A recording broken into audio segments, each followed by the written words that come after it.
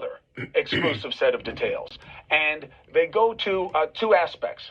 One, evidence of what was found in the places where he lived or he inhabited, okay, that may connect him to one of the victims. What's up, everyone? True Crime King back. How we doing on this Friday? This Good Friday before Easter, huh? Hope everybody's doing well. All right, so some more breaking news. An ID connected to Idaho killings found in one of Kohbergers' residence. So, if there was any doubt that this guy did it, I mean, that's pretty much gone now, right? I mean, an ID connected to one of them was found in his house. I mean, what else, plus the DNA under the knife sheath. I mean, so we know at least Kohberger had to have been involved, okay? He's got trophies, he's got the ID, and we got his DNA, and we got him on camera driving away and driving around before. There's just so much evidence, so we know he's at least involved somehow. Most likely, he's the only killer. There could be more, you know, but we know Kohberger is involved big time, right? At least I am convinced of that now, more than ever. I already was. But I know some of you still want the justice system to play out, which I do too, but you know, I can kind of make my own opinion based on the evidence already out, and there's still a lot more evidence that's gonna come out, you know, once the gag order's lifted and the trial starts. But yeah, let's see what else Cuomo's got. So here we go. An ID was found connected to someone from the home in Moscow, Idaho. It was found during one of the searches of Kohberger's residences. I mean, that's huge, right? Plural. So what does that mean? Well, either they found it in Washington, you know, where he was, just outside Moscow, Idaho, or in Pennsylvania. Police also believe they have evidence that could connect Kohberger to what they are viewing as cyber stalking of someone from the Moscow residence. So he was stalking them on the computer or on the internet, whatever, and he was stalking them in person, right? I mean, he was at the campus, he was behind their house in the fucking woods. I mean, driving near their house all the time. He's definitely a stalker, and in my opinion, he's a murderer. We've reached out to the police. Due to the gag order, they can't confirm this information. But does this answer two questions? Is it a smoking gun? You know, I never really understand what that means. You know, obviously, is it the murder weapon? Who is it? No. But does it connect him to a group of people he had no business to be familiar with? And does it... Yeah, he had no business even knowing any of these people. I mean, right? Any of these victims, okay? Especially, why would you have someone else's ID, especially if they're dead, right? If you can come up with a good explanation for that, put it in the comments for me, and I would love to debate you on that, okay? I mean, first of all, having someone else's ID is illegal, okay? It's illegal, plain and simple. Imply that Kohberger may have had more people on his list and that may be why they're investigating him, to see if they can connect him to any other situations. Let's bring in retired FBI agent and NewsNation legal contributor Jennifer Coffin. Jennifer Coffindorfer looks a little different again from last time. Man, she loves changing up her appearance, right? And high-profile trial attorney Mark Garagos. And remember, Garagos is a defense attorney. He's going to be coming from the point of view of a defense attorney, right? Okay, so keep that in mind. To both of your reckonings, you're familiar with the reporting and the sourcing on this. I basically have it right, yes? Nods of the head is enough? Okay, so from the investigative side, look, Garagos hates doing anything that's favorable to me. You see that? Even nodding his head. He didn't really want to. He was fighting it. So from the investigative side, Jennifer Coffindorfer, let's start with you. You find ID from one of the victims in a place that was controlled, inhabited by Kohberger. Let's start with that. How big a deal? It's a big deal. It's a huge fucking deal. That is a smoking license.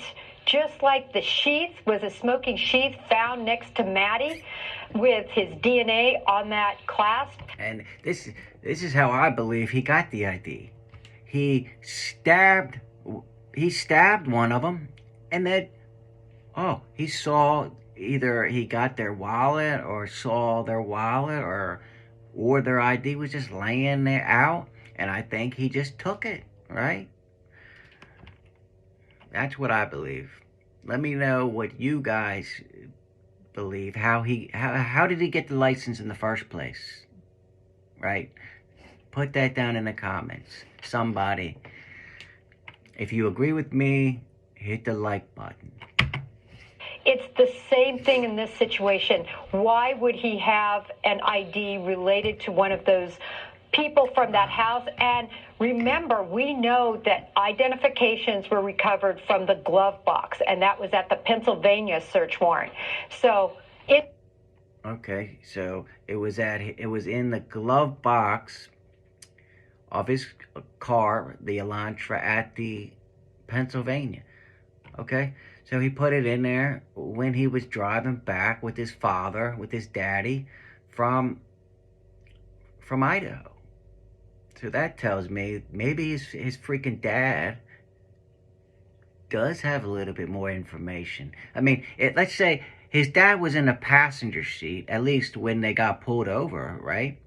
So if the ID was in the glove compartment, either Kohberger snuck it in there when his dad wasn't looking, or his dad saw the ID and it was from one of these victims. And he was either oblivious or he knows what his son did, right? I mean, there's only two options after that, right? Interesting. We always wondered, what were those identifications that they referred to? What's the counter, Mark? Well, the counter is we don't know if it's true yet. Okay. I think part of the problem is when you put a gag order on stuff like this, and you don't have a way for people to respond, you get us doing what we're doing now. I mean, I would much rather find out if, in fact, this is true. I would want to find out, number two, where it was found precisely, and I would want to know who it's of. And if you get if you assume all of those things are true. Well, to me, I don't care which person it's from. If it's from anybody in that house, which they're reporting that it is, ID connected to Idaho killings. Okay, that's what they're reporting, right? So if it's one of the victims or anybody in that house, right? First of all, there's no reason for him to have it. Second of all, he is the main suspect. His DNA is found on the knife sheath. So, he probably most likely took it from the house when he was in there. I mean, and there's no reason for him to have it again. It's illegal to have someone else's ID. Then I don't disagree with Coffindorfer. It's a bad fact. Yeah, even this defense attorney agrees. It's huge. But I'm assuming this is true because the police can't confirm it because obviously there's a gag order. But yeah, there's multiple sources reporting this, not just NewsNation. The idea that they have, what are they talking about, you think, Jennifer, in the universe of we have evidence that we believe shows that there was cyber stalking of him, of somebody else? Yeah, and put the ID, combine that with the evidence of cyber stalking, with the evidence of actual stalking, with the evidence of his car, all and his the geo tracking of his phone, always being around the Moscow, Idaho house. Combine that with the fact that he's always was at the University of Idaho campus when he had no business being there. I mean, you put all that together, and it's just too overwhelming, too much overwhelming evidence. Okay, in my opinion.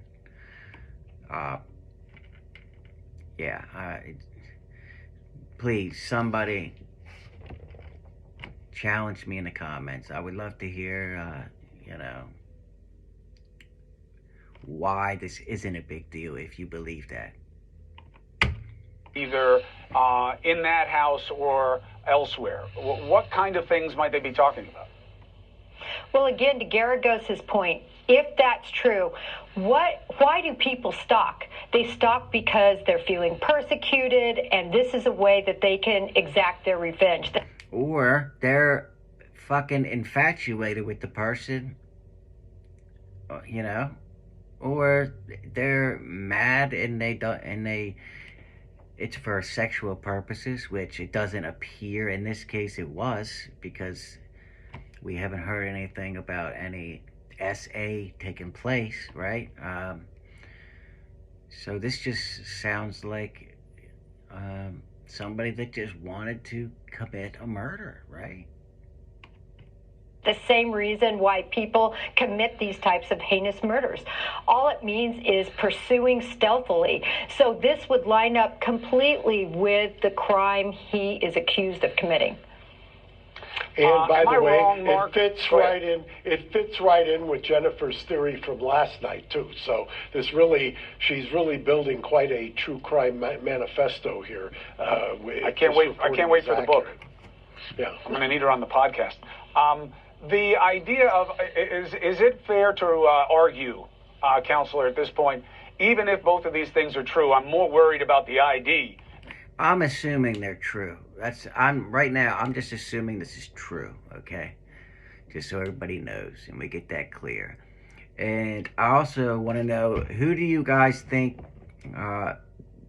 we're assuming that there is an ID and it was found and it was in the car and it was from one of these victims, from the house. So we're assuming that's all true. Whose ID would you think it is? Maddie's? Kaylee's? Xana's? Ethan's? Dylan? Who do you think? I am still gonna say Kaylee. And I still believe his main target was Kaylee. Until more evidence comes out. That's who I know. A lot of you think it was Maddie, which that's a good choice too, right? But just like I said before, my main reason for thinking it's Kaylee is where Kohberger stabbed her at. Okay. Being in something of his control or possession than I am of the cyber stalking, because you could be into somebody and and looking at them a little bit too closely for somebody else's comfort, but it doesn't mean you killed them. That's exactly right, because if you've got something.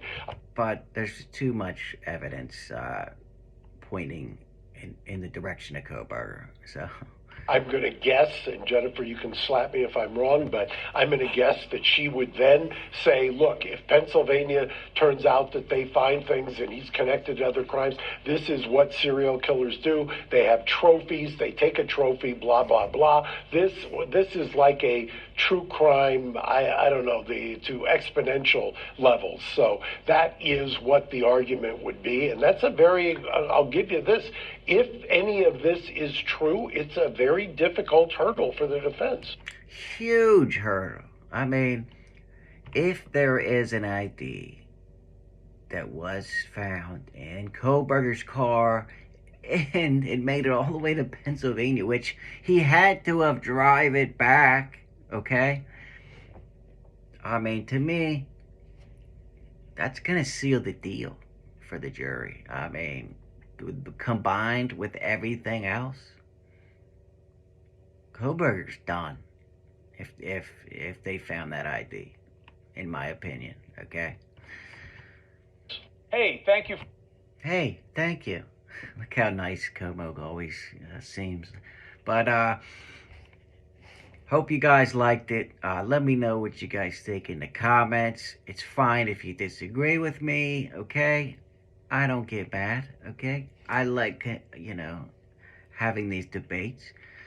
So, yeah, until next time, guys, you know what it is. True Crime King, out.